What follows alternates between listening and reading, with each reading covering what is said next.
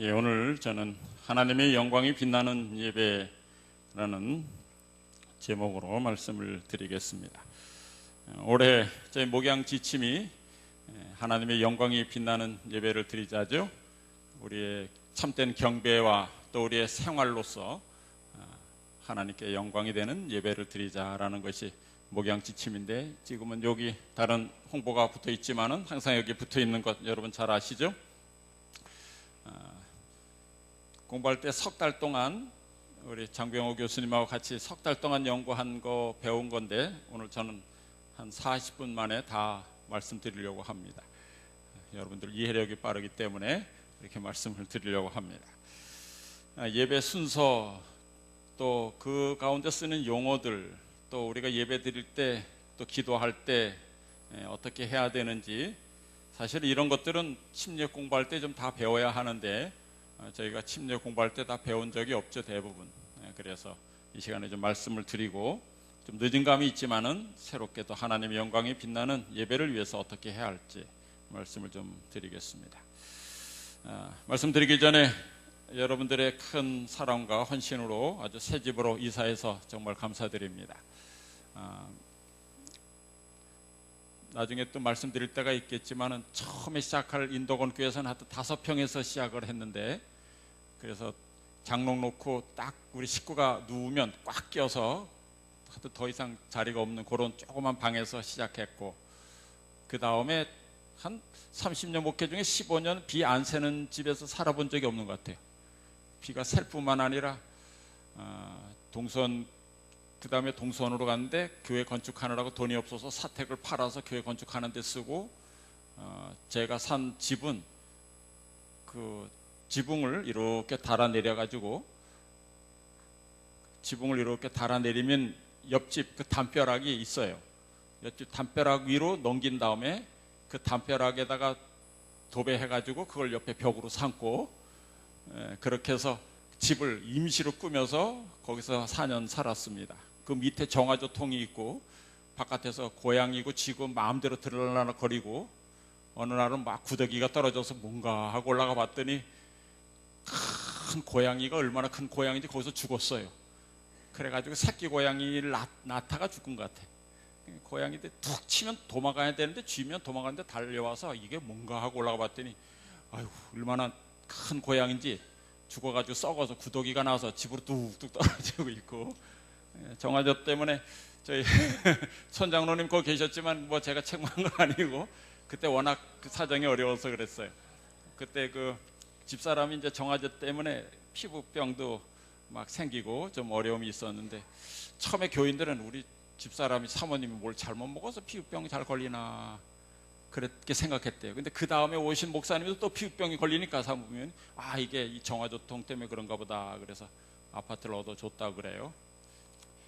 뭐 여기 가까이 있는 사마니교회도 지금은 이제 좋아졌지만, 교회보 사택보다 그 지대가 높습니다. 옆에 그 해밭이 지대가 높아서 비가 오면 그 빗물이 이렇게 장판 밑으로 흘러갑니다. 이렇게 묵지 구멍이 뚫려서 오고, 그래서 이렇게 비 오면 물 받쳐놓고 이렇게 살았는데, 그래도 거기도 17병밖에 안 됐지만 행복했어요. 이렇게 자는 모습 애들 보면서 이렇게 보고, 뭐 나중에 이사하면서 보니까 안방까지 쥐구멍이 다 뚫려 있고 뭐 그랬습니다.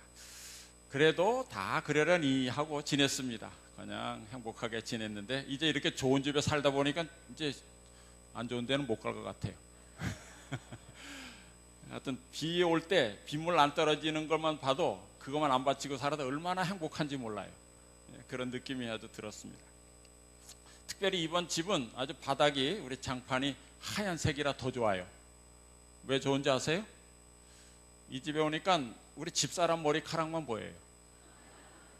먼저 집은 바닥이 아주 까매가지고 허연 머리카락만 보였어요. 그래서 아버님 거 제 머리카락 떨어진 것만 보여가지고 머리카락 좀 저 관리하려고 맨날 지적질 받았거든요. 근데 이번에 오니까 검은 머리카락만 보여요. 이 머리 안 보여요. 그래서 요즘은 지적질하는 사람이 바뀌었어요. 이 머리카락이 왜 이렇게 많아? 이렇게. 그래서 이 집이 참 좋습니다. 제가 드리는 말씀은, 사람은 누구나 다 부족하다는 거죠. 다 부족함이 있고 다 덜 드러날 뿐이죠. 그러니 남을 비판하면 안 된다는 얘기를 말씀드리는 겁니다. 환경이 바뀌면 거기서는 또 누가 더 잘하고 잘못하고 이런 게 드러날 뿐이지 뭐 다 내 머리카락도 안 보이지만 떨어져 있을 거고 다 떨어져 있을 겁니다. 자, 말씀을 오늘 드리려고 합니다. 유럽의 한 큰 궁전에 이 아무도 없는 이 잔디밭 위들을 지키는 보초가 있었습니다. 어느 날은 왕이 이렇게 지나가다 보니까 여긴 지킬 자리가 아닌데 여기 보초가 서 있어요. 그래서 여기서 뭘 지키느냐 그랬더니 모르겠습니다. 왜 지키느냐 그랬더니 위에 상관이 지키라고 해서 지킵니다. 그래? 그럼 봐서 불러오너라. 그래서 상관을 불러왔어요. 그랬더니 여기 왜 보초 세웠느냐 그랬더니 모르겠습니다. 하여튼 여기 전통입니다. 늘 여기 섰기 때문에 이렇게 세웁니다. 그래? 그래서 왕이 궁금해서 이제 알아봤습니다. 쭉 알아봤더니 그래서 한 100년 전에 여기 공주가 살았는데 그 공주가 거기다가 예쁜 장미를 하나 갖다 심었어요. 근데 장미를 갖다 심었는데 이 사람이 가다가 이걸 건드릴까봐 또 개가 와서 물을 뜯을까봐 아버지한테 부탁해서 이 장미를 지켜달라고 부탁했습니다. 그래서 그때 이제 그 보초가 서기 시작한 것입니다. 근데 그 공주도 죽고 장미도 없어졌지만 전통대로 그대로 거기 보초를 쓰고 있는 것입니다.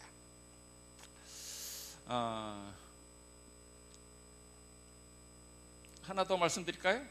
그러니까 아리스토텔레스라는 아주 유명한 철학자가 있죠. 철학자면서 과학자인데 이 사람이 뭐라 그랬는지 하면 주전 약 350년경 사람인데 거미의 발은 6개다 이렇게 발표했어요. 그가 거미의 발. 그래서 1800년도까지 거미발이 6개인 줄 알았습니다. 여러분 거미발은 몇 개예요?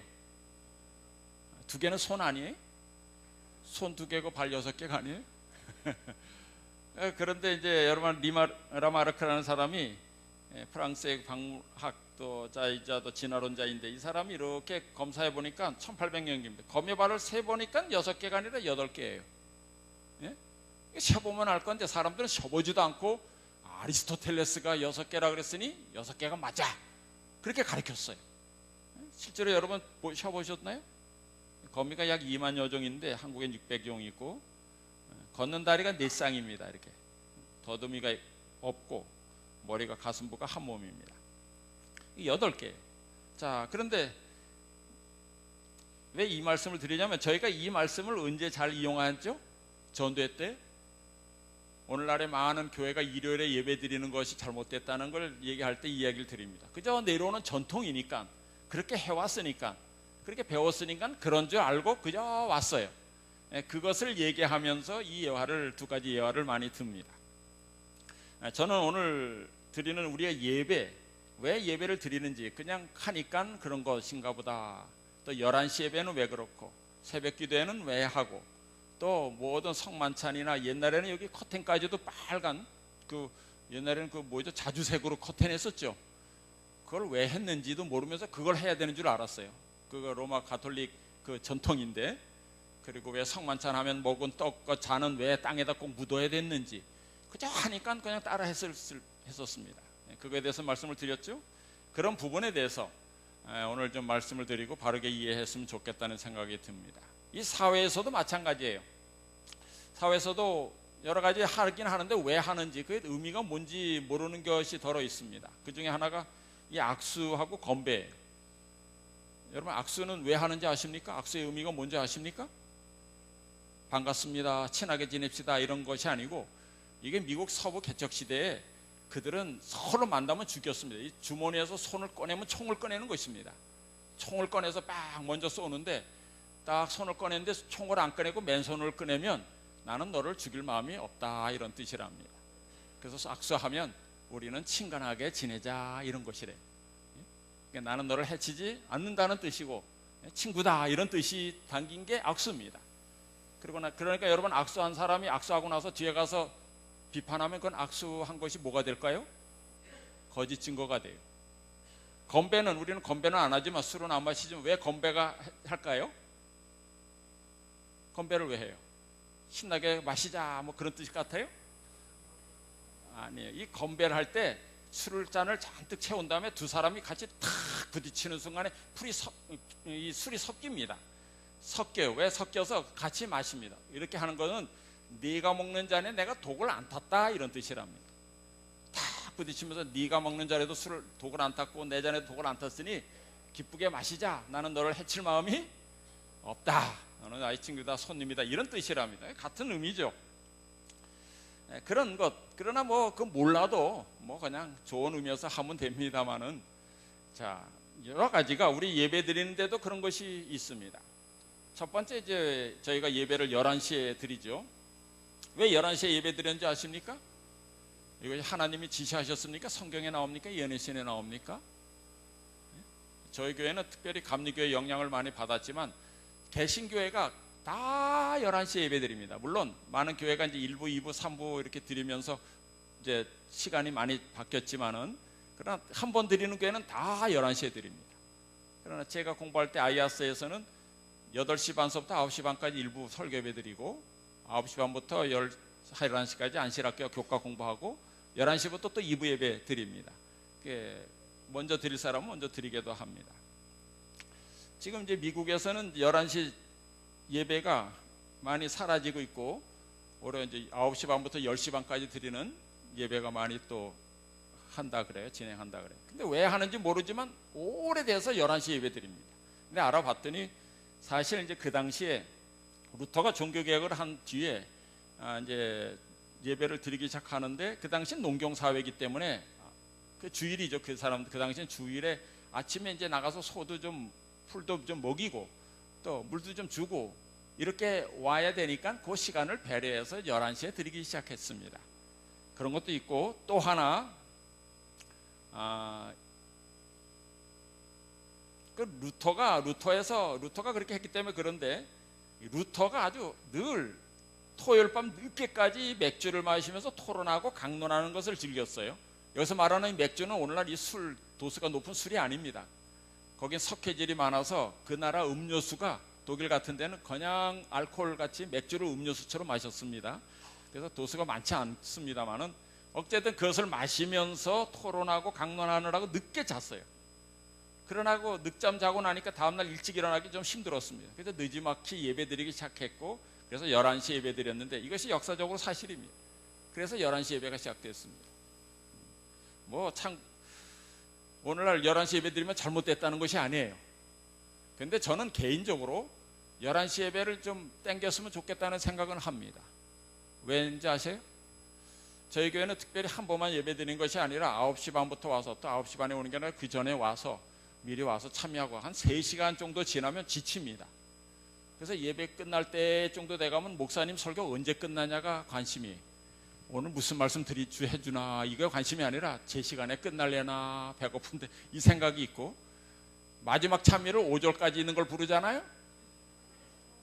그러면 누가 이렇게 작곡을 5절까지 했어? 또 이래가지고 아주 혈증을 냅니다. 그게 11시 예배 때문에 그래요.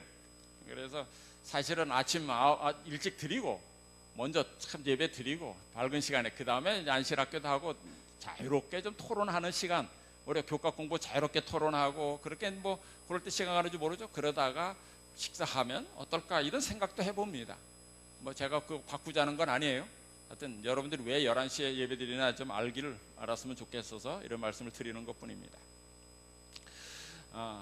이제 예배 순서가 많이 있죠.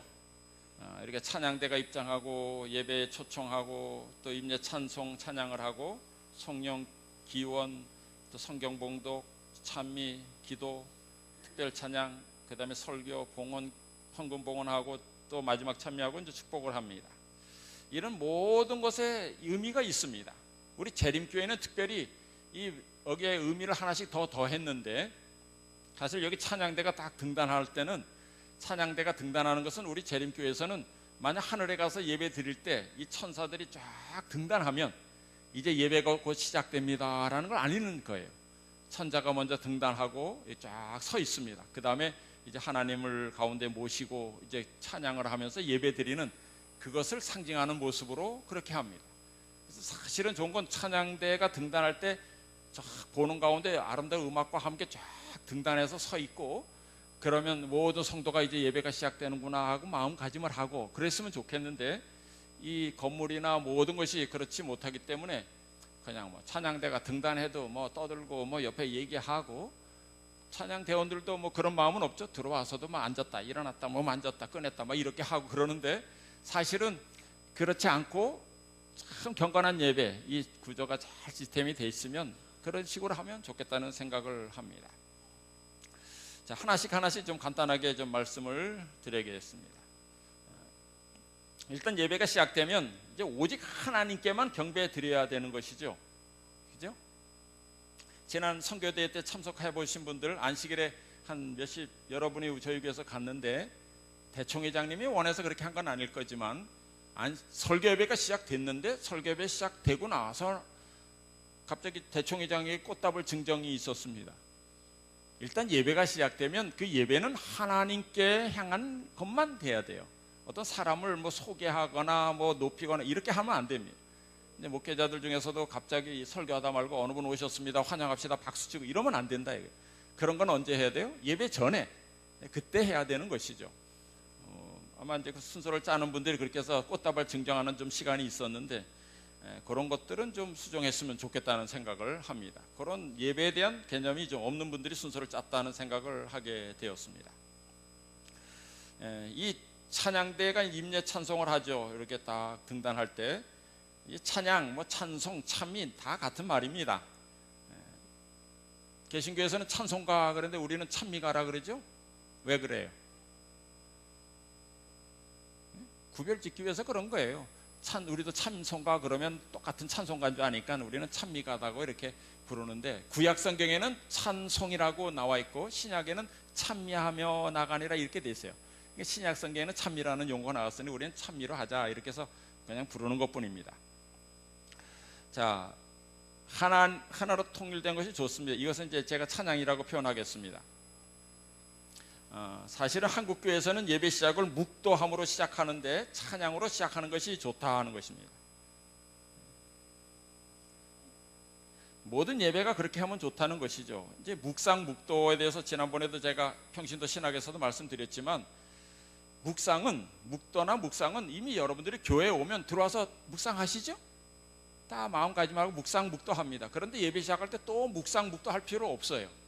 원래 옛날에 서양에서 그렇게 안 했습니다. 성경에도 그렇게 시작하는 예배 방식이 없어요. 근데 우리나라만 유독 묵도로 시작하는 것이 있는데, 묵도나 묵상이나 같은 단어라고 우리 표성수 선생님이 말씀하셨어요. 그거 단어 가지고 싸울 필요 없다고. 그러나 왜 그게 생겼는가 알아봤더니, 일제시대 때 일본 사람들이 교회에 와서 너희들 예배 드리기 전에 묵도 먼저 하라 그랬답니다. 묵도 시간 안 가지면 예배 못 드리게 하겠다. 그 묵도는 누구를 위해서? 신사참배를 위해서 하라 그런 것입니다. 일본에 있는 천황을 향한 묵도를 먼저 가져라, 그 다음에 예배를 하라, 그렇게 했습니다. 물론 기도할 때 묵도하면서 천황을 위해서 뭐 기도하지 않고 하나님께 기도하면 되니까 기독교에서 굳이 반대하지 않고 그냥 시작했습니다만은, 그래서 그때부터 묵도가 생긴 건지 원래 묵도로 시작하겠습니다 이렇게 이런 게 아니라는 것입니다. 그러면 어디 가서 꼭 묵도로 시작하겠습니다. 좋은 점은 이제 막 혼란한 그 분위기를 하나로 묶는 그런 방법으로는 좋지만은, 그것이 꼭 그렇게 해야 되는 건 아니라는 것이죠. 우리가 찬송으로 시작하는 것이 좋다는 것입니다. 자, 이 찬송, 이제 임례 찬송, 하나님께 공동으로 드리는 찬양의 찬송이죠. 이 찬송 감사의 찬양으로 하나님께 경배하는 찬양이어야 한다는 것입니다. 그 다음에 이제 우리가 예배로의 초청이 있죠. 예배로의 부름이라고도 하고 초청이라고도 합니다. 이것은 이제 오늘도 우리를 예배로 초청하시는 하나님께 믿음으로 나아갑시다라는 의미로 하는 것입니다. 예전에는 종을 쳤습니다.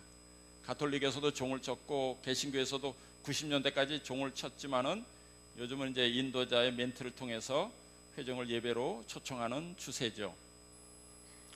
자, 그렇게 합니다. 그 다음에 이제 기원을 하는데, 목사가 하는 기도가 아니라 기원은 뭐냐면 이 간청이란 뜻인데, 하나님의 임재를 요청하는 짧은 기도입니다. 다시 말해서 이 시간 우리가 이제 주님 앞에 경배 드리러 모였사오니 이 자리에 임하여 주십시오. 물론 하나님께서 이 자리에 함께 계시지만 이제 우리의 마음을 모아서 주님 앞에 경배 드립니다. 이 자리에 임하여 주십시오라는 기도를 하는 것입니다. 그것이 기원입니다. 자, 그러면 이 자리에 이제 하나님께서 함께 하시죠? 예? 예, 오셔요. 그 오신 하나님께서 이제 말씀 봉독도 하고, 오늘 너에게 내가 이 말씀을 전하길 원한다는 말씀으로 목사를 통해서 대신 봉독도 하고 그렇게 하는 것입니다. 그리고 이제 오신 하나님께 찬양과 경배를 드립니다. 그러므로 첫 찬양과 찬미는 반드시 경배에 대한 것이어야 돼요. 우리가 부르는 찬양이든지 찬양대가 드리는 찬양이든지 하나님에 대한 경배 찬양이어야 된다 이것입니다. 어떤 회개를 촉구하는 거라든지 백성들이 널 이렇게 해야 된다, 이렇게 합시다, 이런 내용이면 안 된다는 거예요. 그래서 항상 첫 참여는 앞부분에 있는 경배와 찬양에서 우리가 선택을 하죠. 그리고 오늘 드린 찬양도 하나님께 영광을 돌리는 그런 찬양을 합니다. 그래서 첫 찬양은 모신 하나님께 우리가 경배하는 내용으로 찬양을 해야 된다는 것입니다. 그리고 이제 첫 기도도 이제 하나님께 드리는, 이제 오인 하나님께 우리를 대표해서 한 분이 우리의 마음의 소원을 아뢰죠. 그래서 저는 이제 제가 하늘에 계신 아버지 이렇게 기도 안 하고 이제 하늘 아버지라고 호칭을 하죠. 뭐 똑같은 말이지만 저는 왜 하늘 아버지라고 하기를 좋아하냐면, 사실 영어를 번역한 많은 사람들이 Our Father in Heaven 할 때 그걸 이제 그냥 번역할 때 하늘에 계신 우리 아버지 이렇게 번역을 했기 때문에 그렇게 된 거예요. 그러나 여러분들이 아는 대로 우리 큰아버지가 공주에 계셔요. 그러면 제가 사람들한테 소개할 때 뭐라 그래요? 공주에 계신 큰아버지 그러지 않고 뭐라 그래요? 그냥 공주 큰아버지라 그래요. 파주에서 오신 그런 게 아니라 파주 댁 그냥 부르잖아요. 앞에 이름만 붙입니다. 그래서 이 땅에 하나님 아버지와 하늘 아버지를 구별해서 하는 용어이기 때문에 하늘 아버지, 하늘에 계신 아버지 좋아요. 그런데 이제 기도할 때 왜 첫 기도를 제가 하늘 아버지 하면 좋겠는가 하면, 이 자리에 기원할 때 목사가 이 자리에 함께 해 주십시오라고 기원했는데 또 하늘에 계신 그런 느낌이, 이곳에 모셔놓고 또 저 하늘로 보내는 느낌이 들어요. 예? 물론 성경적 하늘은 여기 바로 이 공중도 여기도 하늘이니 하늘이지만, 그러나 정말 우리와 함께 하시고 우리 경배를 받으시게 이곳에 오신 하늘 아버지라는 마음으로 하면, 우리가 예배를 드릴 때 이곳에 오신 하나님에 대하여 더 마음의 경중을 갖고 더 경배하는 마음이 깊어질 것 같아서 제가 말씀드리는 것입니다. 자, 기도할 때 저 안에도 써붙여 놨습니다만은 하나님 외에는 결코 존칭을 붙이면 안 돼요. 큰 목사님들 오잖아요. 이제 연합회장님이 오신지 누구가 오면 기도를 할 때 꼭 우리 연합회장 저는 오셨으니까 홍명관 목사님께서 이렇게 해요. 이거는 일반적인 상식에도 벗어나는 행동입니다. 초등학교 때 다 배우셨죠? 할아버지한테 가서 아버지가 오시랍니다. 그럴 때 뭐라 그래요? 그때는 뭐라고 해야 된다고요? 할아버지, 애비가 오시랍니다. 이렇게 말해야 돼요. 아버지는 낮춰야 돼요. 상대방. 군대 갔다 온 남자분들은 다 아시죠? 만약 대대장 앞에 갔는데 대대장님, 저기 중대장님 들어오십니다. 그랬다간 바로 조인트 맞습니다. 대대장 앞에서는 중대장 왔습니다. 이렇게 해야지. 중대장님 들어오십니다. 이렇게 존칭했으면 상대 높은 분 앞에서 낮은 사람을 높이지 못하게 돼 있어요. 근데 하나님 앞에서 어떤 인간도 높이면 안 돼요. 그냥 주의 종 그랬으면 주의 종 정관용 목사님 하면 그렇게 붙이고 싶지만 종이 무슨 님입니까? 종 했으면 놈이라 그러면 차라리 맞아요. 그러니까 그런데 제가 왜 이 말씀을 드리냐면, 많은 사람이, 저도 그래요. 어떤 높은 분 왔을 때 좀 기도를 할 때 제가 그냥 이름만 부르면 그 사람에 대해서 예의가 아닌 같은 느낌이 들어요. 그 생각은 하나님을 두려워하는 게 아니라 인간을 두려워하는 마음이 생긴다는 것이에요. 그 사람을 두려워 그렇게 하지 마세요. 박성환 목사, 재림연수원의 박성환 목사가 전에 저한테 뭐라고 하냐면, 기도할 때 박성환 목사가 그렇게 한 사람은 정관용 목사 혼자라 그래요. 꼭 거기 와서 기도하면 박성환 목사님이 그렇게 님자를 붙인다는 거예요. 절대로 그래서는 안 됩니다. 하나님 앞에서는 어떤 사람도 존칭을 붙이면 안 돼요. 하나님만 두려워하는 마음으로 그렇게 하셔야 됩니다. 그리고 이제 기도할 때는 이제 현재형으로 마치죠. 기도 드립니다. 그렇게 해야 돼요. 기도 드렸습니다 습관이 돼서 그렇게 해도 뭐 하나님 다 알아들으세요. 제일 나중에 말씀드리지만 청령이 다 통역하십니다. 그러나 왜 드렸습니다 하지 않고 드립니다 그럴까요? 이 드렸습니다 라는 말은 이제 내가 기도하고 끝났으니 알아서 하시오 이런 뜻이에요. 그게 아니라 기도 드립니다는 현재형으로 하면서 나는 기도를 드리면서 계속 기대하고 주님을 의지하고 있겠습니다. 주님께서 이루어주길 기다리는 마음으로 하는 겁니다. 그래서 항상 현재형으로 맞춰야 되고, 특별히 이제 잘못되는 기도 중에 뭐냐면 이렇게 기도하면 돼요. 성령님 또 예수님 아버지께 축복해 주십시오라는 말을 하면 됩니다. 이 축복해 주십시오라는 말이 뭐예요? 축복이 뭐예요? 빌축자의 복복자예요. 그러니까 복을 빌어 주십시오라는 말입니다. 그러니까 축복합니다 이 말은 맞아요. 당신을 위하여 내가 아버지께 하나님께 축복합니다 이 말이 맞아요. 근데 아버지 축복해 주십시오 그럼 뭐라는 거예요? 아버지 누구에게 복을 빌어 주십시오라는 단어예요. 아버지가 누구한테 복을 빌어요? 아버지 하나님보다 더 높은 분이 없죠. 그러니 축복이라는 말을 쓸 때는 성령님, 예수님 그러면 될 수 있어요. 그러나 아버지 하나님께, 하늘 아버지께 기도하면서 축복해 주십시오 그런 말은 맞지 않아요. 복을 빌어달라는 말이니까 복을 내려 주십시오 그런 말이 돼요. 축원합니다 라는 말도 참 안 어울리는 말이에요. 엇버도 틀린 말이에요. 원하는 것을 빕니다 이게 뭐예요? 그게 아니잖아요. 근데 대충 축자 들어가면 좋은 복, 좋게 원합니다 이런 뜻으로 이해를 해요. 그래서 어떤 분이 그렇게 잘못 기도하더라도 저 기도를 뭐 저런 모양으로 해 그렇게 비판하진 마십시오. 그러나 되도록이면 바른 단어를 사용하는 것. 개신교회 우리가 맨날 안식일 안 지킨다고 하는 개신교회에서도 이런 용어를 바르게 사용하고 있어요. 진리교회하고 나무무리인 사람들이 좀 더 정확하게 용어를 사용해야 그들에게 흠이 안 잡힐 수 있다는 것이죠. 말씀드렸지만 잘못 기도한다고 정죄하지 마십시오. 로마서 8장 27절에 마음을 감찰하시는 이가 성령의 생각을 아시나니 이는 성령이 하나님의 뜻대로 성도를 위하여 간구하심이라. 화이픈이 역대하 7장을 주석하면서 서로 위하여 기도할 때 당신의 성령으로 그들과 함께 하리라는 약속하셨다. 그러나 하나님을 예배하려 모이는 자들은 모든 악한 일을 버려야 한다. 그들이 하나님과 신령한 진리와 거룩함의 미덕으로 예배하지 아니하면 저희가 서로 모이는 것은 전혀 무익할 것이다. 예배하는 태도에 대해서 얘기하고, 혹 기도하더라도 사실 우리가 한 기도를 말을 잘못하는 수도 있어요. 더러 그죠? 정반대로 그렇게 하지 말지 마옵시고 그럼 무슨 말이에요? 그렇게 하지 말지 마옵시고 그럼 뭐예요? 해달라는 말이 하지 말라는 말이에요. 그런데 잘못 기도할 수 있더라도 성령께서 그 마음을 감찰하시고 다 대변하시니까 그런 걱정할 건 없습니다만은 그래도 기왕이면 바르게 기도하자는 것입니다. 자, 이 성경 봉독을 합니다. 옛날 이스라엘 백성은 모이면 쉐마 그래 들으라 그래서 말씀을 낭독했습니다. 낭독하는 시간이 길었습니다. 여러분 성경에 아주 감동 깊은 한 이야기가 있는데 에스라와 느헤미야 사람들이 이끌어서 그 바벨론의 70년의 포로 생활을 끝나고 돌아가서 성전 건축을 했죠. 다 그것이 마친 다음에 에스라가 나와서 율법을 낭독하는데 6시간 동안 했어요. 6시간 낭독할 때 사람들이 다 일어나서 그 율법 낭송하는 걸 들었습니다. 그걸 들으면서 울었다 그랬어요. 아주 깊은 감동을 받으며 울었다고 그랬어요. 오늘 이제 저희들이 설교하기 전에 말씀을 낭독할 때는 오늘 너희들에게 필요한 기별을 이 기별이다 하면서 말씀을 낭독하는 시간이 있죠.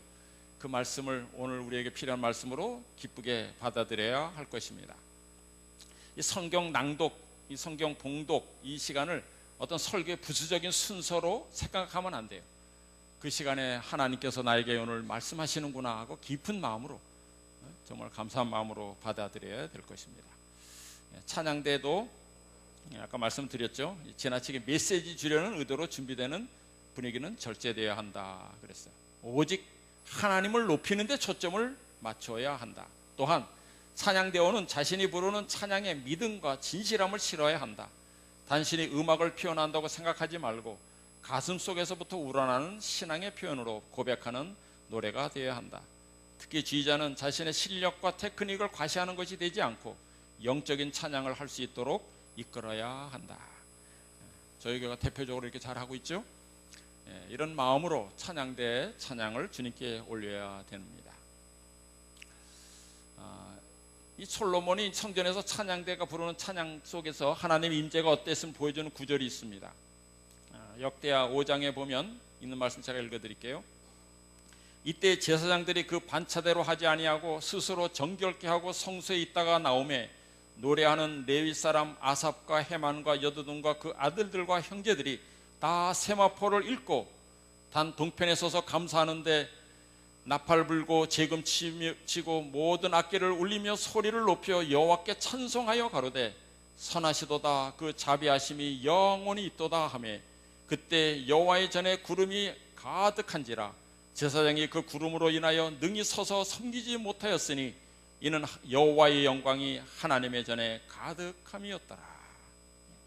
정말 이 찬양대가 이 찬양을 할 때 하나님께 경배할 때 하나님의 임재가 더욱 빛나게 되는 그것을 느낄 수 있죠. 정말 이런 찬양이 되고 우리의 경배가 됐으면 좋겠습니다. 그래야 다음에 이제 설교할 때 그 읽은 말씀을 우리의 생활에 적용하는 그런 설교를 이제 목사가 하게 됩니다. 오늘날 예배에서도 아주 설교는 매우 중요한 위치를 차지하고 있죠. 그렇지만 이 설교가 모두 순서보다 우월하다는 것은 아닙니다.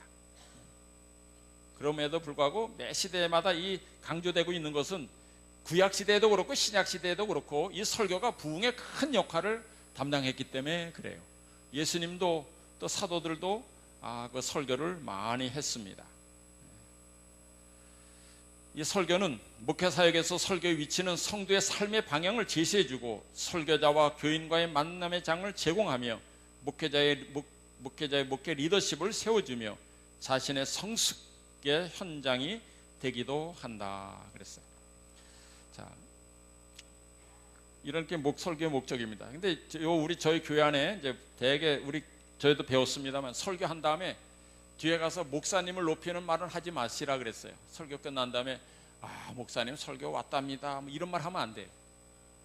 참 잘했습니다. 뭐 귀한 특별한 설교였습니다. 이런 말을 하진 않아도 비판은 또 하지 않아야 돼. 설교하고 나면 목사가 제일 두려워하는 사람이 사모예요. 꼭 뭐 하고 나면 가서 뭐 한마디 꼭 해요. 오늘 뭐 했는데 이거는 별로 안 좋았다. 그래서 입을 열라 그러면 벌써 두려워요. 근데 기왕이면 오늘 참 말씀을 통해서 내 갈 길을 알았습니다. 정말 바른 말씀을 주셔서 감사합니다. 이런 말씀은 괜찮아요. 그저 하고 싶은데도 하지 말라 그랬으니까 아무 소리도 않고 그냥 지나가는 그것도 별로 좋은 게 아니에요. 설교한 사람이 맥이 빠져요. 그러니까 봤을 때 너무 잘합니다. 최고입니다. 이런 말을 하면 안 돼요. 오직 말씀을 또 하나님을 높이는 설교를 해야 되니까. 그러나 정말 오늘 말씀을 통해서 은혜를 받았고 하나님을 더 사랑하게 되었습니다. 뭐 이런 말은 아주 좋은 것입니다. 여러분 그런 거는 아끼지 않으시면 좋겠습니다. 자, 시간이 제가 석 달 배운 거지만 그 내용을 다 여기다 옮긴 거 아니에요. 제가 정리한 것입니다. 헌금을 드리죠. 하나님의 보호하시고 공급하심에 감사하고 또 신뢰하고 의지하는 마음으로 또 주의 사업을 돕고 어려운 자를 돕는 마음으로 이 헌금을 합니다. 그러나 우리가 이 헌금을 드릴 때 가져야 될 마음의 자세가 몇 가지만 좀 드리겠습니다. 다 아시지만은 헌금은 하나님의 것을 하나님께 돌려드리는 것입니다. 잘못 생각해서 이 하나님 헌금을 내 것 중에서 하나님께 드리는 걸로 생각해요. 아니에요. 이 땅의 모든 것이 다 하나님의 것이에요. 나 자신도 하나님의 것이에요. 받은 거 11조도 마찬가지예요. 10개를 하나님이 주셨고 너 9개 써라. 한 가지를 내 사업을 위해서 바치라 이거지. 내가 열심히 열어서 다 10개 다 내 건데 하나님께 하나 드린다 이런 생각하면 안 돼요. 우리가 가진 게 다 누구 것이에요? 하나님의 것이에요. 하나님의 것을 하나님께 드리는 것입니다. 또 이 헌금은 적금으로 생각하는 분들이 있어요. 이 헌금을 드릴 때 그 마음을 두라는 거죠. 그 마음 헌신한다는 말, 그 물질이 간다는 뜻입니다. 헌금은 지금까지 누리고 산 행복에 대해서 감사하는 것이지 나중에 받을 것을 미리 계산하여 쌓아두는 것이 아닙니다. 내 돈이 있는 곳에 내 마음이 있다. 그런 말씀하죠. 하늘에 가면 내가 많이 드렸으면 하늘에서 더 많이 받고 뭐 그럽니까? 우리가 평생 드린 거에 2억 배도 아니라 뭐 1조 배도 아니고 1경배도 아니고 하늘에 가서 받을 건 풍성합니다. 내가 많이 드렸기 때문에 많이 받는 거 아니에요. 하늘에다 적금한다고 생각하지 마세요. 그저 하나님께 하나님 것을 하나님께 감사한 마음으로 드린다는 마음으로 드리는 것입니다. 또 많은 사람들이 내가 이 헌금을 이 교회에 냈는데 이 교회가 잘 사용하지 않아 이러지 않아 말을 합니다. 잘못된 생각이에요. 헌금은 누구한테 드리는 거예요? 교회에 드리는 게 아니라 하나님 앞에 드리는 것입니다. 하나님 앞에 드리는 헌금을 이 교회를 통해서 하나님께서 잘 사용하도록 또 교회 직분 맡은 사람도 바르게 해야 되겠죠. 그리고 이 축도를 합니다. 자, 마지막에 목회자가 축도를 하는데 민수기 6장에 있는 말씀 한번 같이 읽어볼까요? 6장 22절부터 27절에 있는 말씀 같이 읽겠습니다. 시작. 여호와께서 모세에게 일러 가라사대 아론과 그 아들들에게 고하여 이르기를 너희는 이스라엘 자손을 위하여 이렇게 축복하여 이르되 여호와는 내게 복을 주시고 너를 지키시기를 원하며 여호와는 그 얼굴로 내게 비치사 은혜 베푸시기를 원하며 여호와는 그 얼굴을 내게로 향하여 드사 평강 주시기를 원하노라 할지니라 하라. 그들은 이같이 내 이름으로 이스라엘 자손에게 축복할지니 내가 그들에게 복을 주리라. 내 이름이 뭐예요? 하나님의 이름이 여호와예요. 여기서 말씀하신 분은 누구세요? 구약에 나타난 아버지 하나님은 다 예수님이에요. 자, 이 복을 이렇게 베풉니다. 그래서 제가 여기 교회 부임해서 제가 처음에 이 기도를 했어요. 그랬더니 처음 들어보시는지 예수님 이름으로 기도를 안 해서 그런지 아멘이 없었어요. 그 다음에 어떤 분이 와서 저한테 그랬어요. 저는 예수님의 축복을 받길 원하지 목사님의 복 받길 원치 않습니다. 그래요. 그래서 무슨 소리예요? 그랬더니 왜 축복하고 마지막에 예수님의 이름으로 기도를 안 합니까? 그래요. 그거는 상식인데 우리 연합회 지침에도 나와 있고 삼위 하나님으로 축복할 때는 예수님의 이름으로 하지 않는다고. 성부와 성자와 성령의 이름으로 침례를 주기를 예수님의 이름으로 기도합니다. 그러지 않고 성부와 성자 성령의 이름으로 침례를 주고 그걸 끝나고 그 다음에 이제 사도 바울이 한 것처럼 주 예수 그리스도의 은혜와 하나님의 사랑과 성령의 교통하심이 너희 무리에게 함께 있을지어다. 이것이 그냥 축복이라고. 이것이 상식이라고. 그리고 지침에 이렇게 하는 것이 옳다고 이렇게 배웠다 했더니 먼저 목사님은 그렇게 안 했습니다. 그분이 합회장으로 가신 훌륭한 분이 그렇게 안 했는데 왜 목사님은 그렇게 합니까? 그러길래 그분이 그렇게 안 했으면 그분이 잘못한 거지 존경하는 분이 했다고 다 옳은 건 아니다. 몰라서 안 할 수도 있고 또 이렇게 할 수도 있지 그런 게 아니다. 그래서 못 믿겠다. 그래서 제가 복사를 해서 짐을 보내줬어요. 그래도 못 믿겠다고 그래. 한번 새겨진 거는 안 바꾸는 것 같아. 그럼 사사시대지. 자기 생각대로 옳은 것만 받아들이고 안 바르는 걸 안 받아들이면. 이렇게 축도할 때는 삼위 이름으로 하는 것입니다. 하고 나서 예수님의 이름으로 하지 않아요. 그냥 이렇게 안 하고 할 때는 예수님의 이름으로 기도하면 되는 것입니다. 그리고 이제 제가 여러분이 보면 제가 침례식 할 때 안수를 합니다. 예수님께서 이제 침례식을 할 때 예수에 대해서 좀 말씀드리려고 그래요. 예수님이 이런 말씀을 예수께서 나와 일러 가라사대 하늘과 땅의 모든 권세를 내게 주셨으니 그러므로 너희는 가서 모든 족속으로 제자를 삼아 아버지와 아들과 성령의 이름으로 침례를 주고 그랬어요. 그 이름이 무엇입니까? 여호와예요. 그래서 그 이름으로 주라 그랬으면 여호와 이름으로 이렇게 해야 돼요. 예수님이 너희들은 가서 내 이름으로 침례를 줘라 그랬으면 뭐라고 해야 돼요? 침례 줄 때 내 이름으로 침례를 주노라 이래야 됩니까? 아니에요. 아버지 아들과 성령의 이름으로 그랬으면 아버지 아들과 성령의 이름을 말씀해야 돼. 그래서 저는 여호와 곧 아버지 아들과 성령의 이름으로 그렇게 한다 그래요. 그냥 대명사인데 이걸 갖다가 그냥 이름을 안 붙여요. 그러나 성경에 보면 사도행전에 보면 여러 차례 예수 그리스도의 이름으로 침례를 받고 제사함을 받으라 그래서 예수님의 이름으로 침례를 준 일이 많아요. 그래서 예수 이름으로 침례를 받으니 그래서 예수님의 이름으로 침례를 줘도 돼요. 아버지 아들과 성령의 이름으로라는 말보다는 오히려 예수 그리스도의 이름으로 침례를 주노라 이게 더 좋을 수 있어요. 왜냐하면 예수님이라는 단어 속에는 뭐가 들어가 있죠? 예수라는 뜻이 뭐예요? 무슨 구원? 누구는 구원이시다? 여호와는 구원이시다 이런 말이에요. 그러니까 그 안에 이름이 다 들어가 있습니다. 그러니까 예수님의 이름으로 침례 주는 것이 맞습니다. 오히려 더 그것도 괜찮아요. 아니면 마태복음을 이용해서 할 때는 하나님의 이름을 부르는 것도 좋습니다. 그리고 이제 제가 안수를 합니다. 근데 왜 요즘 많이 안수를 안 하고 이제 이렇게 손을 다 듭니다. 다 손을 들고 하죠. 그래서 지난번 뭐 큰 전도회를 삼육대학에 했을 때 제가 이제 질문을 했는데 그때도 막 이제 토론이 왔다 갔다 했습니다.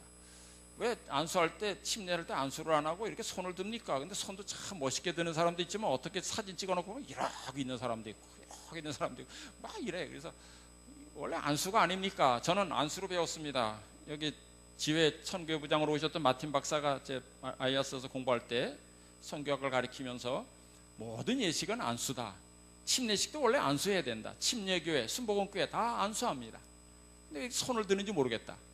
안수식을 하는 것, 안수 기도하는 것이 원래 목적이다.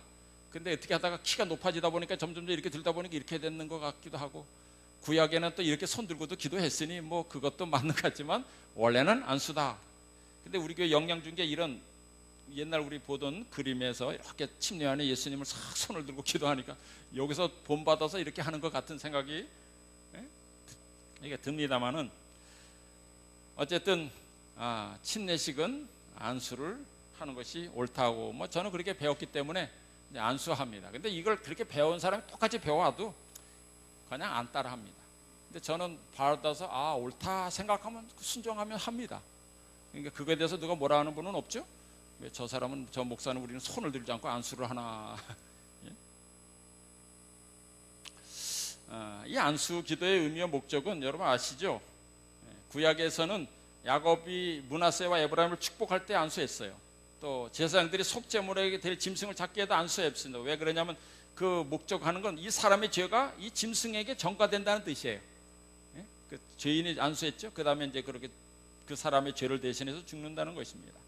모세가 그 후계자 여호수아에게 안수함으로 또 여호수아가 지혜와 성령이 충만했죠. 신약에서도 많습니다. 예수님께서 안수하심으로 병자를 고치셨고 아이들에게도 안수해 주시며 축복해 주셨어요. 또 사도들이 사마리아 성도들에게 안수할 때 성령이 임했고, 아나니아가 바울에게 안수했더니 눈을 띄어줬고, 7 집사를 세울 때도 안수했고, 또 안수 기도를 통해서 사도 바울이 병자를 고쳤고, 장로회에서 디모데에게 예언하며 안수함으로 디모데를 영적 은사를 받게 했어요. 그래서 결국 이 안수 기도의 의미는, 목적은 또 축복하는 것, 또 치유하는 것, 성령의 침례를 받기 위하여, 또 직분을 위임하는 것, 이런 것에 위한 목적이 있습니다. 안수를 하는 것이 옳습니다. 근데 오늘날 이제 그냥 이렇게 하니까 처음에 말씀드린 예화처럼 그저 따라 하니까 그냥 하는 것입니다. 왜 이렇게 해야 되는지는 생각 안 합니다. 물론 하나님이 그걸 안 받으시는 건 아니지만 배웠으면 알면 그대로 했으면 좋겠다는 생각이 듭니다. 또 하나, 제가 여기 왔을 때 어떤 분이 이 국회의원이 와서 인사를 했어요. 설교예배 시간에 설교한 것도 아니고 잠깐 인사하는데 뭐라 그러냐면, 우리 교회는 정교분리 원칙인데 왜 국회의원이 앞에 앉아서 인사하게 하느냐 막 따집니다. 우리 교회는 정치를 하면 안 되고 정치하고는 완전히 분리되어 살아가야 된다는 것을 알고 있어요. 벤카슨 우리 이번에 미국의 무슨 주택공사 그 장관도 우리 교인이죠? 예. 우리 뭐 요셉 총리도 있고 다니엘도 총리가 있고 얼마나 총리가 많습니까? 왕도 했고. 정치하면 안 된다는 것이 정교분리 원칙입니까? 그게 아니에요. 정교분리 원칙이란 이 한 국가가 종교적 중립성을 유지해서 권력과 특정 교단을 결탁하는 거예요. 한 종교 단체가 하여튼 이 나라를 사우디아라비아처럼 정치가 종교다고 다 지배하는 것, 그런 걸 반대한다는 것이 정교분리 원칙이에요. 뭘 알아야 됩니다. 그냥 그걸 모르고 정교분리한다니까 무조건 정치가 하는 교회에 들어오면 안 된다는 것으로 오해하면 안 돼요.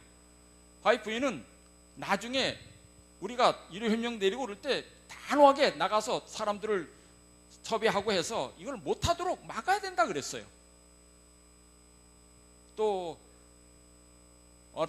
그 당시 선거를 할 때 선거일이 안식일이었는데, 근데 한 사람이 우리 교회 주장과 같은 그런 가르침으로 하겠다고 약속한 사람이 있었어요. 그때 화이프인이 오늘 오후에 예배 끝나고 나가서 저분을 위해서 다 찍으라고 그렇게 독려한 적도 있습니다. 처음 듣는 얘기시죠? 그러니까 이 정교 분리를 하는 데 있어서는 제도적으로 국가와 종교단체의 분리를 주장하는 것, 정치와 종교, 국가와 교회, 사원과 분리의 원칙을 말하는데, 이것은 국가는 국민적, 세속적, 현세적 생활만 관여할 뿐이지 국민의 신앙적, 내면적 생활까지 간섭해서는 안 된다는 것. 즉 국가는 종교활동을 행하든지 특정 종교단체를 지지해서는 안 되고, 종교단체도 정치 권력을 행해서는 안 된다는 것을 말하는 것이다. 그런 것이라는 것을 여러분 분명히 아셨으면 좋겠습니다. 다니엘서에 보면 느부갓네살왕이 첫 번째 꿈 해석해 줄 때는 우리 하나님은 참 위대하신 분이다 할 때 그것까지는 참 좋아요. 근데 사드락과 메삭과 아벳노고를 불 속에서 구원한 다음에는 뭐라 그랬냐면 조서를 내려가지고 이제 사드락과 메삭과 아벳노고의 하나님만 설만이 말하거든 그 몸을 쪼개고 그 집을 길을 걸음토로 만들어라, 이 하나님만 섬겨라, 이런 식으로 한 것은 잘못된 발령이었어요. 느부갓네살 왕이라도 아무리 하나님께 감동받았어도 이 명령으로 국가적 전체적으로 이렇게 하나님만 섬기라고 할 수는 없습니다. 이것이 정교 분리 원칙에 위배되는 것이에요. 자, 이제 간단히 좀 말씀드리려고 하는데, 자, 새벽 기도와 새벽 기도에 대해서 또 말씀하시는 분이 있어요. 예수님께서 새벽에 기도를 열심히 하셨습니다. 미명이 일어나서 한적한 곳에 기도하셨고, 또 사도행전에 보면 저희가 새벽에 성전에 들어가서 가르치기도 했고, 또 일곱째 날 새벽에 여호수아가 군대를 소집하여 그 돌고 나서 소리쳤더니 여리고성이 무너진 이야기, 그 다음에 새벽에 하나님이 도우시리라는 얘기 속에, 말씀 속에는 이 새벽에 이 출애굽 당시 홍해에서 하나님께서 애굽 군대를 어지럽게 하시고 구원한 이야기, 그런 이야기들이 성경에 있습니다. 그래서 이제 새벽 기도회를 이제 많이 강조합니다. 근데 성경에 새벽 기도회 하라는 말씀이 있습니까? 집회? 예언의 시내는 있을까요, 없을까요? 고면한 적이 단 한 군데도 없습니다. 그런데 이제 요즘 왜 이 말씀 드리냐면, 새벽 기도를 안 하면 게으른 목사, 그렇게 돼 있습니다. 이상하게 새벽 기도를 왜 시작했는지 모르면서 새벽 기도는 해야 된다 이렇게 주장을 해요. 그래서 어떤 목사들은 우리는 일주일에 한 번 합니다, 안 한다고 말 안 듣겠어요. 우리는 한 달에 한 번 합니다, 월삭. 우리는 일요일에 합니다. 뭐 그렇게 얘기하는 목 있어요. 그래서 안 한다는 소리는 안 들으니까 여러 글이 있지만 제가 한글만 소개합니다. 여러분이 인터넷에 쳐서 이제 새벽 기도회에 대해서 이렇게 한번 찾아보면 너무 많은 글이 있는데, 대표적인 거 하나만, 우리 교회가 목사가 쓴 게 아니라 제네벽 교회 어떤 목사님이 쓴 글을 제가 한번 읽어드리겠습니다. 한번 쭉 들어보시기 바랍니다. 한국 교회는 모이기를 심쓰라는 성경 말씀을 철저히 악용해 먹는 죄악을 짓고 있다. 특히 목회자들이 가장 많이 수법을 쓰는데, 이건 제가 그대로 쓰겠습니다. 뭘 알고나 써먹기를 바란다 이러면서, 신실한 목양하는 목사님들은 아닐 것이지만, 물론 교회는 자주 모여 하나님을 예배하고 거룩한 말씀을 선포, 강론, 배우기를 힘써야 한다. 저희 교회에서도 오해할까 봐 제가 새벽 기도회 하는 분을 뭐라 그러는 거 아니에요. 개인적으로 새벽 기도하면 좋아요. 그리고 우리 교회도 새벽 기도하는 데도 있습니다. 그걸 비판하는 것도 아니에요. 그러나 이제 그 정신, 왜 이렇게 시작했는지 그걸 좀 알라는 뜻에서 말씀드리는 거고, 때가 되면 밤새도 기도해야 되고 철야 기도도 하고 다 해야 될 때가 오겠죠. 자, 이제 이번 글을 제해서 읽습니다. 하지만 그것이 결국 형식화라는 신앙의 죽음화가 나타난다. 특히 새벽 기도회는 이제 교회 공적 예배에서 폐지해야 한다. 한국 교회가 세계의 교회 자랑하는 것이 새벽 기도회라고 하는데, 글쎄 새벽에 교회에 함께 모여 예배를 드리고 기도하는 것이 과연 성경적인가? 그것이 성경에서 가르치는 신앙의 형태인가? 새벽에서 새벽기도 가장 많이 나온다는, 세계에서 새벽기도 가장 많이 나온다는 한국의 명성교회를 보니 WCC를 주도적으로 이끌고 있고, 그 교회 목사는 로마 천주교회 연합운동에 열심이던데 왜 새벽기도 열심히 하는 그런 사람이 그런 비성경적 배도적 일에 그렇게 열심히 나댈까? 물론 그것이 새벽 예배나 기도의 자체를 부정하는 근거는 전혀 아니다. 다만 오늘날 새벽 예배나 기도회는 이제 더 이상 한국교회에서 하나의 공식적 예배가 되어서는 안 된다는 것이다. 새벽에 개인적으로 말씀을 읽고 기도하는 것은 얼마든지 좋지만, 교회 예배당에 함께 모여 예배와 기도를 하는 것이 기독교 신앙이나 믿음의 핵심인 것처럼 주장하는 것이 절대 아니라는 것이다. 이제 그분이 이제 그렇게 얘기하기 때문에 그래요. 새벽 기도에 나오면 좋은 신앙, 새벽 나오면 모범 신앙. 이 김삼원 목사가 그렇게 말합니다. 새벽 예배를 드리면 지성소 예배요, 낮에 주일 예배 드리면 그거는 뭐 성소 예배요, 뭐 이렇게 말을 합니다. 웃기는 말이라 그럽니다. 왜 개신교는 숨어서 골방에서 기도하라는 주님의 말씀을 거의 외면하고 드러나는 예배와 기도에는 그렇게 열심히 폼잡고 할까? 솔직히 남에게 부족한 신앙, 교회라는 말을, 부족한 신앙과 부족한 교회라는 말을 들을까 봐 하는 것이 아닌가? 개신교가 형식화, 죽은 정통, 죽은 신앙의 문제가 된 이유는 거룩한 신앙생활을 공적으로 드러내는 일에는 열심을 내고 활발하지만 주 앞에서 숨은 또 깊은 홀로 서는 신앙은 사실상 무시하거나 거의 없기 때문이다. 위대한 하나님의 사람들의 전기를 읽어보면 그들은 하나같이 주님 앞에서 개인적으로 홀로 예배와 기도와 성경 읽는 일에 많은 시간을 보냈다. 주 예수님도 홀로 새벽에 기도했지 제자들과 함께 새벽 기도했다는 말씀이 없다. 나중에 겟세마네에서 같이 기도했지만 그때도 제자들은 잠만 자더군. 그것은 새벽 기도회하고는 아무런 관련이 없는 것이다. 그러나 한국교회는 모이기를 심세라는 이 말씀을 왜곡해서 공적으로 서로 보이고 드러나는 일과 심지어 기도하는 것까지도 새벽에 같이 서로 모여 해야 한다는 왜곡된 신앙을 나타내는 것이다. 농경사회에서 한국 초대 교인들은 농사를 짓기 위해 새벽에 일찍 일어나야 하는데 그것이 신앙으로 연결된 것이다. 특히 평양 장대현 교회에서 새벽 기도를 처음 했다는 길선주 목사, 장로라고도 합니다. 는 불신자 시절에 도교에 깊이 심취한 사람으로 새벽마다 일어나던 습관을 그대로 교회에 끌고 들어오는 것이다.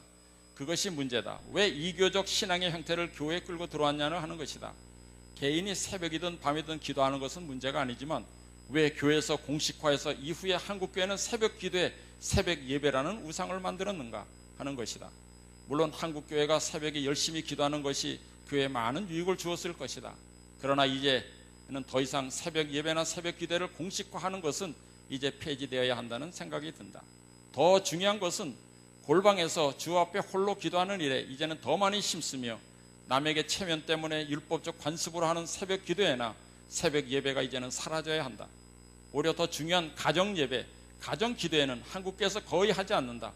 중요하게 여기지도 않는다. 그 결과 신앙이 가정에서는 온전하지 못해서 자녀들이 타락하고 가정이 비성경적인 모습으로 나타나는 것은 왜 큰 문제라고 생각하지 않는가? 교회에서만 뻔질나게 모이고 예배하고 기도하는데 왜 가정에서는 죽어버렸는가? 예배당에 모이는 것 이상으로 가정에서 가족들이 하나님을 경외하고 함께 기도하는 것 역시 대단히 중요한 것이다.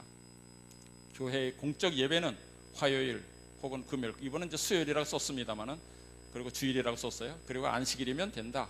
더 이상 교회, 특히 개혁교회는 새벽 기도회나 새벽 예배를 공적 모임으로 만들어서 잘못된 신앙에 왜곡된 열심을 버려야 한다. 제네바교회 오인영 목사가 올린 글입니다. 저도 여기 동감하고 그렇게 합니다. 우리 하나님께서 예배를 드릴 때 새벽 예배 꼭 정말 이교 신앙은 정말 지성을 드려야 돼요. 그래야 받아들이는 것입니다. 우리 아이가 꼭 저한테 전화를 하면 새벽에 전화를 해요. 새벽에 전화해서 뭘 달라 그럴 때도 전화하고 안부 전화할 때도 새벽에 합니다. 자는 사람 깨워가지고 전화해요. 왜 그러냐 그러니까 새벽에 전화해야 아버지가 잘 줄 것 같아서, 새벽에 전화하면 더 좋아할 것 같아서. 물론 제가 예화로 든 겁니다. 그러시는 하나님이 아니에요. 하나님은 언제든지 진심된 마음으로 드리는 것을 좋아해요. 15분간 예배 드립니다. 명성교회가. 근데 1시간 동안 와요. 1시간 동안 와서 15분간 예배 드리는데 가서 참석했더니 그저 자기 복만 구하고 갑니다. 물론 우리가 모여서 새벽기도에 자기 복만 구하고 가는 교회는 아니죠. 우리 교회에서 할 때는. 그리고 이제 밥을 먹고 거긴 그렇게 갑니다만은, 예, 이방인 것을 그렇게 받아들였느냐. 특히 명성교회는 이 천주교회가 선자고 WCC 운동, 교회 연합운동에 앞장섰습니다. 그리고 또 최근의 문제, 여러분 뉴스에도 잘 보지만 그렇게 반대에도 불구하고 아들 김삼환 목사가 아들 기한 하나 목사에게 안수해서 대를 이었어요. 세습을 했습니다. 아마 요거 뉴스에도 계속 나오고 이제 문제가 좀 될 겁니다만, 그렇게 하면서 새벽 기도를 한다고 하면서 왜 이런 거는 바르게 못하면서 그렇게 인도하느냐. 길선주 목사가 한 것도 그렇고, 그분이 길선주 목사는 새벽 기도와 통성 기도를 처음에 만든 사람입니다. 그러면서 그 장대현 교회가 처음에 그렇게 부흥하지 않았는데 어느 날 이 길선주 목사가 간증을 했습니다. 무슨 간증이냐면 내가 죽어가는 친구 집을 한 돌봐주러 갔었습니다. 한 달 동안. 이 새벽 기도회에서 한 달간 모인데도 교회가 부흥이 안 됐어요. 그런데 갑자기 이 사람이 간증을 한 뒤에 부흥하기 시작했어요. 그게 무슨 간증이냐면 자기 친구가 죽어가는데 자기가 돌보다가 보니까 100달러, 100불. 오늘날 100불은 뭐 10만 원밖에 안 되지만 그 당시에는 아주 큰 돈이죠. 내가 100불을 훔쳤습니다. 나 같은 사람이 이런 죄인이 기도를 하고 인도하나니 하나님 축복을 안 해서 이 모양입니다. 저는 회개합니다. 100불. 그러면서 그 기도 회개한 다음부터 부흥하기 시작했어요. 그래서 아주 그 회개 기도가 좋다고 또 뭐 그 예화를 많이 쓰는 목사들이 있어요.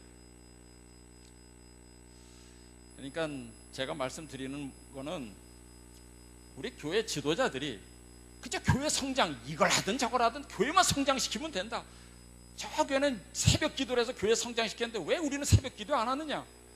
우리 것을 존중히 여기지 않고 그저 남의 것을 답습하는, 왜 하는지도 모르고 그걸 강조해서는 안 된다는 것입니다. 우리도 새벽 기도 해야 될 때가 올 거예요. 철야 기도도 해야 되고 그럴 때가 오겠지만, 그러나 그저 이렇게 남이 하는 대로 따라하려고 하지 마시고,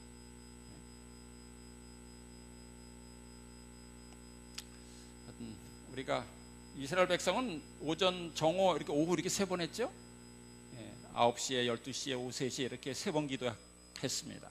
우리도 그렇게 하고 가정 예배를 열심히 해야 돼요.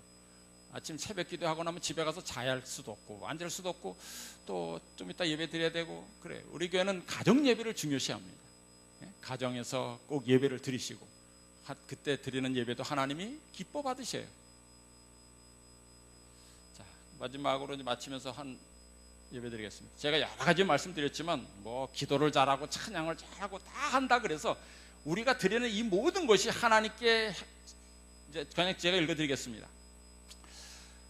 예배와 기도와 찬양 그리고 회개하는 사람의 죄와 자복 등은 참된 신자들에게서 향연처럼 하늘 성소로 올라가지만 그것들은 타락한 인간의 입술에서 나온 것이기 때문에 매우 불결해서 보혈로 정결케 되지 않으면 하나님께는 아무런 가치가 없는 것이 될 것이다. 그것들은 순결한 가운데 올려지는 것이 아니다. 만약 하나님의 우편에 계신 중보자께서 그의 의로 모든 것을 정결케 하여 드리지 않으면 하나님이 간합하실 만한 것이 못 된다. 모든 설교든 찬양이든 우리가 드리는 것은 다 불결합니다. 우리 예수님의 이름으로 기도합니다. 그는 우리 중보자 예수님을 통해서 드려지기 때 그분의 정결한 피로 깨끗하게 정결하게 돼서 아버지께 드려질 때 우리의 예배가 드려지는 거예요. 그런 마음으로 우리가 예배를 드려야 될 것이고, 그리고 많은 것 말씀드려서 좀 시간이 지났습니다만은, 자, 제가 누굴 어떤 분을 비판하고 이렇게 잘못됐으니 뭐 이렇게 하라는 정죄하는 것이 아닙니다. 바르게 알고 우리가 바르게 믿고 또 바르게 경배함으로 우리 주님이 정말 더 기뻐하는 그런 산 예배를, 정말 주님의 영광이 빛나는 예배를 드리는 저희 태교인과 되기를 간절히 바라면서 말씀을 마칩니다.